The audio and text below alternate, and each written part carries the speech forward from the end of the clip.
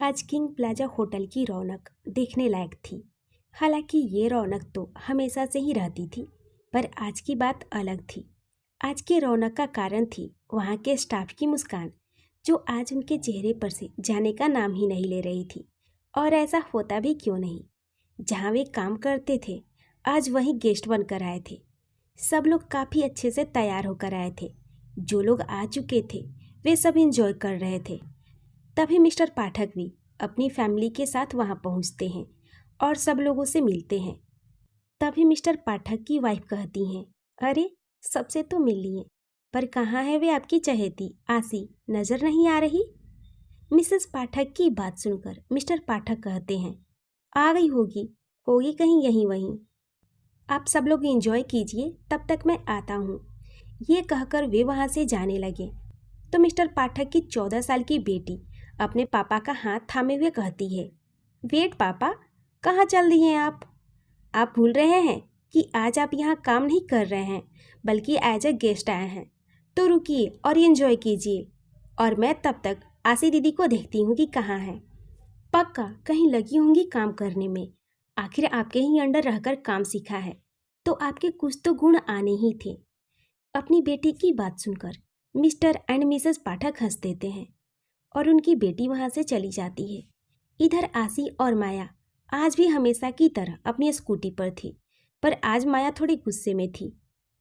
दरअसल आज आसी और उसने दोनों ने एक पार्टी वियर गाउन पहना था और थोड़ा मेकअप भी किया हुआ था, और कोई शक नहीं था इसमें कि वे दोनों बेहद ही खूबसूरत लग रही थी आज।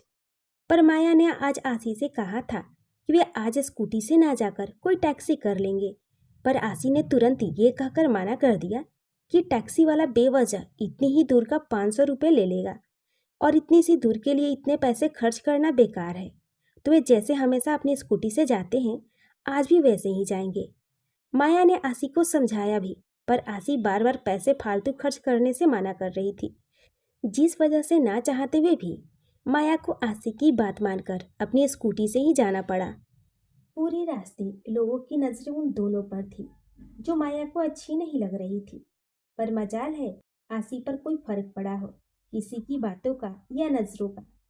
माया अब तक मुंह फुलाई हुई थी, जो देख आसी को हंसी आ रही थी, क्योंकि ये मुंह फुलाने का डिपार्टमेंट तो उसका था, जो आज माया ने संभाल रखा था। दोनों दोस्त होटल पहुंचती है तो आसी कहती है, अच्छा माया, आप अंदर चलो, मैं देखती हूँ कि स्कूटी को कहाँ रख सकते हैं। माया कुछ नहीं कहती है, स्कूटी से उतरकर होटल के अंदर जाने लगती है, क्योंकि यहाँ आसी को रोज छोड़कर जाने और लाने तक की वजह से काफी लोगों से उसकी जान पहचान हो चुकी थी। आसी भी कुछ मिनट आसी भी कुछ मिनट में अपनी स्कूटी को सही जगह आसी भी कुछ मिनट में अपनी स्कूटी को सही जगह रखवाकर होटल के अंदर घुसने को होती है कि उसका पैर उसके ही पहने गाउन में फंस जाता है, और वे गिरने को होती है कि कोई उसे पीछे से थाम गिरने से बचा लेता है। और आसी इस बार पलट कर देखती है कि उसके पीछे इस वक्त कोई और इंसान नहीं, वही इंसान था जिसने कल उसे गिरने से पहले बचाया तो था, और बाद में फिर उसे खुद ही गिरा दिया। खुद को उसी शख्स की बाहों में देख आसी जल्दी से कहती है, देखो, परसों की तरह आज फिर से मत गिरा देना तुम मुझे। उस दिन बहुत ही चोट आई थी मुझे, जिसकी दर्द की वजह से मैं कल नहीं आ पाई थी, और मैं आज आई हूँ। और आज हमने ये नए कपड़े पहने हुए हैं, और ये भी हमारे नहीं हैं, माया के हैं। अगर कपड़ों को और हमें कुछ भी हुआ तो वे आपको छोड़ेगी नहीं। आसी की बातें सुनकर वे इंसान जो आसी को थाम रखा था, वे कोई और नहीं, देव ही था। और आसी की बातें सुनकर वे एक बार फिर खुद को हंसने से रोक नहीं पाया। उसे आसी और उसका नेचर बहुत ही पसंद आया था। देव आसी को आहिस्ता से खड़ा करता है और फिर आसी से कहता है, परसों भी और आज भी आप हमारे ही बाहों में गिरी थी। ये इत्तेफाक है या जानबूझकर? देव की बातें सुनकर आसी कहती है, ओह हेलो, क्या बोल रहे हो? कुछ समझ भी आ रहा है? कल भी तुम मेरे पीछे और आज भी तुम ही थामने के लिए। बात क्या है बॉस? उसकी बातें सुनकर आसी को ही उस पर चढ़ते देख देव तो हैरान नजरों से आसी की तरफ देखने लगा कि कहाँ तो वे अभी इस लड़की को छेड़ने की कोशिश करने जा रहा था, पर इस लड़की ने अपनी बात से उसे ही चारों खाने चित कर दिया था। वहीं अपने सामने खड़े शख्स को अपनी तरफ इस तरह देखते देख आसी वहां से जाने लगती है और कुछ दूर आगे बढ़कर एक बार फिर पलटकर कहती है, अगर मुझे घूरना हो गया हो तो पार्टी भी इंजॉय कर लीजिएगा, क्योंकि छोड़िए क्या ही बोलना। ये बोल आसी वहां से चली गई और छोड़ गई देव के होठों पर एक नटखट सी मुस्कान। जो क्या सोचकर आई थी ये बात तो वही जानता था। इधर पार्टी अपने जोरों शोरों पर थी और सबके हाथों में जूस का गिलास था। आसी तो बहुत ही खुश थी। आज अपने ही होटल में खुद को वीआईपी जैसे ट्रीट होते देख आसी खुश थी। वे सब लोगों से और वहां आई उनकी फैमिली से बातचीत कर रही थी। आसी को तो कुछ समझ ही नहीं आ रहा था और उसका चेहरा ठीक से देख नहीं पा रही थी।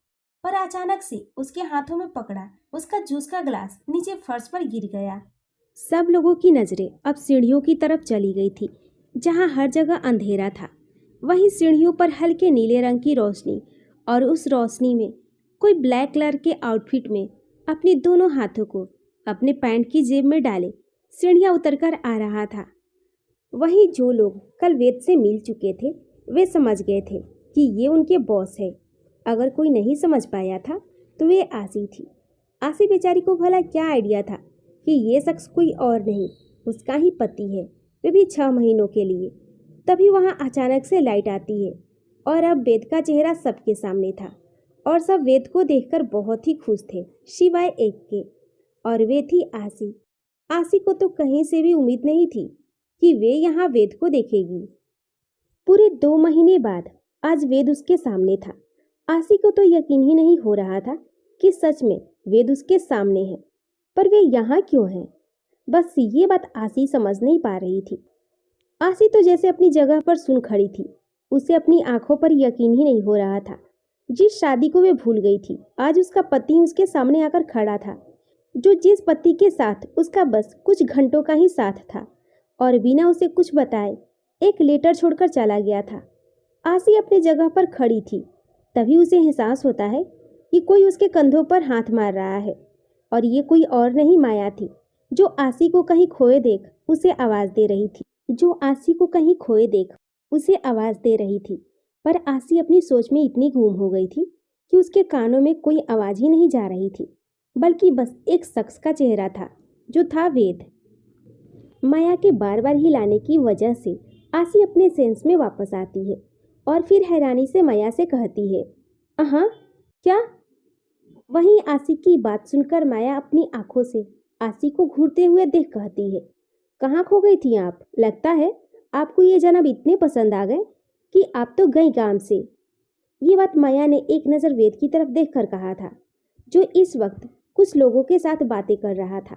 माया की बातें सुनकर आसी एकदम से कहती है, माया, न मुझे प्यार पर भरोसा है और ना ही किसी रिश्तों पर, क्योंकि इन सब ने हर कदम पर बस मुझे धोखा दिया है और मेरे फीलिंग्स का मजाक बनाया है, और अब कोई भी मेरी फीलिंग्स का मजाक बनाए ऐसा मौका मैं किसी को भी नहीं दूंगी, किसी को भी नहीं।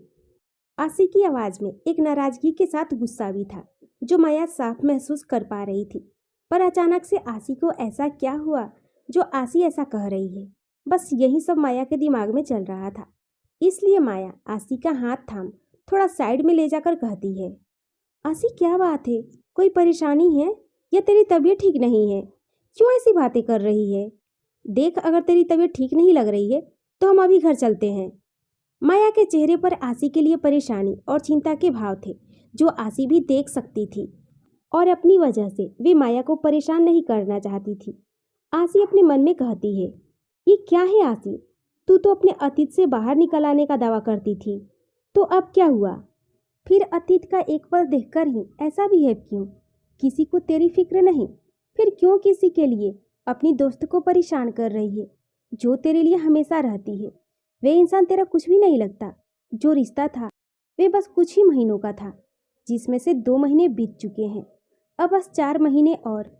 पर ये जो तेरे सामने खड़ी है वे तेरी दोस्त है, ऐसी दोस्त जिसने बिना तेरे बारे में जाने बहुत कुछ किया है, और किसी की वजह से उसके चेहरे पर परेशानी नहीं आनी चाहिए। आसी को एक बार फिर किसी सोच में गुम देख माया कहती है, आसी, आसी फिर कहाँ खो गई तू? देख, मुझे लगता है सच में तेरी तबीयत ठीक नहीं है, तू चल घर। और ये कहते हुए माया आसी का हाथ थाम जाने को होती है कि आसी कहती है, ऐसे कैसे चले जाएं? ये पार्टी हमारे लिए ही रखी गई है, तो फिर बिना एंजॉय किए जाएंगे तो हमारे होटल के बॉस मिस्टर बंसल को बुरा नहीं लग जाएगा। माया को आसी की बातें करने का तरीका थोड़ा सा अलग लगा, पर फिर आसी के होठों पर मुस्कान देख माया भी मुस्कुरा देती है। माया और आसी अब वहाँ पर मौजूद सभी लोगों से बातें करने लगती हैं और अब इस दौरान आसी की नज़रें एक बार भी वेद पर नहीं गई थी और वेद ने शायद अब तक आसी को वहाँ नहीं देखा था। उसने तो सपने में भी नहीं सोचा होगा कि उसकी वाइफ, बेशक से शादी जैसे भी हुई थी, पर फिलहाल तो वाइफ ही थी और वेद बंसल की वाइफ अपने ही पति के होटल में एक मामूली सी नौकरी कर रही थी। कुछ देर बीत जाने के बाद देव वेद के पास आकर कहता है, क्या भाई, इतनी बोरिंग पार्टी तो मैंने अपनी लाइफ में अब तक नहीं देखी। देव की बात सुनकर वेद अपना सर ना में हिलाते हुए किसी को साइड में रोककर उससे बातें करने लगता है। इधर देव वहां खड़े लोगों से कहता है, आई थिंक इससे तो अच्छा वे होता है, वे क्या बड़े बुजुर्ग लोग सुनते हैं, क्या कहते हैं उनसे। ये बोल देव कुछ सोचने लगता है। इतने में उन सब लोगों के बीच से आवाज आती है, सत्संग, उसे सत्संग कहते हैं सर। उस आवाज को सुनकर देव की नजरें उस तरफ जाती है जहां लोगों के बीच एक खूबसूरत सा हाथ खड़ा उसे नजर आता है और फिर जब लोग साइड होते हैं तो उस खूबसूरत से हाथ वाली लड़की का चेहरा सबके सामने आता है। आंखों में कॉन्फिडेंस, होठों पर एक शरारती मुस्कान सजाए वे लड़की आगे आते हुए कहती है, वे जो हमारे बड़े बुजुर्ग सुनते हैं ना सर, उसे सत्संग कहते हैं। भगवान जी की याद में उनके नाम को याद करना। वैसे आप कह तो सही रहे हैं कि ये पार्टी काफ़ी बोरिंग लग रही है और किंग प्लाजा होटल की पार्टी इतनी सूखी तो कभी नहीं होती। वहीं वे लड़की कोई और नहीं, आसी थी और आसी को देख देव का चेहरा चमक उठता है। वहीं आसी देव को इग्नोर कर अपनी बुलंद आवाज़ में कहती है, ओए डीजे कोई सॉन्ग तो बजाओ। आसी का ये कहना कि ओए डीजे कोई गाना तो बजाओ, ये सुनकर तो देव खुद भी उस पार्टी को और भी मस्त बनाने के लिए आसी के पास आकर खड़ा होता है और कहता है, तो डांस विथ मी। जिस पर आसी फुल एटीट्यूड के साथ कहती है, मुझे ज़रूरत नहीं किसी की, मैं खुद में ही खुद के लिए काफ़ी हूँ। और ये बातें बोलकर वे माया का हाथ थाम आगे बढ़ जाती है और तभी देव आसी का एटीट्यूड देख डीजे वाले को कोई इशारा करता है और फिर वहाँ एक सॉन्ग प्ले होता है जो देव ने ही बजाने को कहा था। और फिर वे आसी के पास आकर बोलता है, अगर अकेले ही काफ़ी हो खुद के लिए तो डांस विद मी। अगर फिर भी तुम्हें कुछ फील नहीं हुआ तो आउट एक्सपेक्ट कि तुम जो कह रही हो सही कह रही हो। देव की बात सुनकर आसी कहती है, प्रपोजल एक्सेप्टेड मिस्टर देव। इस गाने के बोल के साथ देव आसी और माया के गोल गोल चक्कर काटते हुए अपने बालों में स्टाइल के साथ हाथ फेरता है। माया तो देव का स्टाइल देख अपने मुंह पर हाथ रख लेती है और आसी वे एक तरफ जाने लगती है कि उससे पहले देव गाने के स्टेप को फॉलो करते हुए एक बार फिर आसी के सामने आता है और गाने के बोल के साथ अपने होठ चलाने लगता है। देव के लिरिक्स खत्म होने के साथ आसी आती है और देव के सेट बालों को अपने हाथों से बिगाड़ते हुए गाने के आगे बोल गाती है। फिर देव अपने एक हाथ में आसी तो दूसरे हाथ में माया का हाथ थामे गाता है। तभी देव, जो अब तक बाहर फोन पर किसी से बात करते हुए बाहर गया था, अपनी बात खत्म करके जैसे ही अंदर आता है उसके कानों में म्यूजिक की आवाज़ आती है जो सुनकर अब वे उस तरफ जाता है तो अभी तक उसकी नज़रों में आसी नहीं आई थी, उसकी पीठ थी उस तरफ कि तभी देव एकदम से अपने दोनों हाथों में पकड़े उन दोनों लड़कियों का हाथ लेकर टर्न होता है और अब आसी का चेहरा वेद की आंखों के सामने था और अपने सामने आसी को देख वेद हैरान था। खासकर यहाँ वेद ने कभी नहीं सोचा था कि वे आसी को 2 महीनों बाद देखेगा भी, तो कहाँ अपने ही होटल में। वेद के लिए आसी का यहाँ पर होना एक बहुत ही बड़ा झटका था जिसे वे अभी समझने की कोशिश कर रहा था। और तभी उस गाने के बोल आगे बढ़ते हैं और उसी के साथ देव आसी भी, क्योंकि माया अब एक साइड जाकर खड़ी हो जाती है क्योंकि वे इतने में ही थक गई थी। अब आसी और देव उन दोनों का डांस किसी कपल डांस से कम नहीं लग रहा था, खासकर उनके लिए जिन्होंने उसका शुरू से डांस नहीं देखा था। देव आसी का एक हाथ थाम थोड़ा दूर होता है और गाता है। फिर आसी का हाथ थाम देव उसे अपने करीब खींच लेता है। गाना इससे भी आगे बढ़ता कि अचानक से वहाँ का म्यूजिक बंद हो जाता है जिससे अब सबका ध्यान उस तरफ जाता है और तभी देव की नज़र डीजे वाले के पास खड़े अपने भाई की तरफ जाता है जो देख देव अपने मन में कहता है, क्या भाई ने सॉन्ग बंद करवाया? But why? पर अभी वेद से कोई सवाल करने का समय नहीं था। तभी वेद की आवाज़ आती है, ओके एवरीवन, नाच गाना सब खत्म हो गया, तो आप सब अब डिनर कर लीजिए, क्योंकि खाने का टाइम भी हो चुका है और यहाँ सब अपनी फैमिली के साथ आए हैं तो टाइम से घर भी जाना होगा। वेद की बातें सबको सही लगती है, इसलिए सब डिनर एरिया की तरफ चल देते हैं। वहीं आसी अभी भी एक नज़र वेद की तरफ नहीं देखी थी, जो वेद भी देख पा रहा था। आसी अपनी दोस्त माया का हाथ थामे जाने को होती है कि तभी देव आसी की तरफ झुककर धीमी आवाज में कहता है, यू आर लकी बिकॉज भाई ने म्यूजिक बंद करवा दिया। अंडरवाइज सॉन्ग खत्म होने के साथ यहाँ कोई तो था जो मेरे प्यार में पड़ चुका होता। Bad timing girl, better for next time. और अपनी बात बोलकर देव सीटियां मारते हुए वहां से चला गया। और इधर वे दोनों लड़कियां आसी और माया देव की बात सुनकर हैरानी से उस ओर देखने लगती हैं जिस तरफ देव गया था। वहीं वेद की नजरें अब पूरी तरीके से आसी पर थी और आसी और अपने भाई देव के एक साथ डांस को देखने से लेकर देव का आसी के इतने नजदीक आकर कुछ कहना, जिस वजह से आसी की नजरें जाते हुए देव को तब तक देख रही थी जब तक देव आसी की नजरों से ओझल नहीं हो गया। और ये सब देखने के बाद भी वे शांत था। उसके चेहरे के एक्सप्रेशन देखकर कोई भी नहीं बता सकता था कि आखिर वेद के दिमाग में इस वक्त चल क्या रहा था। आसी और माया भी उस तरफ खाना खाने के लिए चली जाती हैं और खाना खाने के बाद वे लोग अपने घर के लिए निकलने को होते हैं कि मिसेस पाठक आकर आसी से कहती हैं, आसी बेटा। मिसेस पाठक की बात सुनकर आसी स्माइल के साथ कहती है, जी आंटी, कोई काम था? जिस पर मिसेस पाठक कहती हैं, सॉरी बेटा, तुम्हें परेशान कर रही हूँ। वे आई थिंक मैंने जो खाना खाया उसमें से किसी में मूंगफली डली थी और मुझे मूंगफली से एलर्जी है।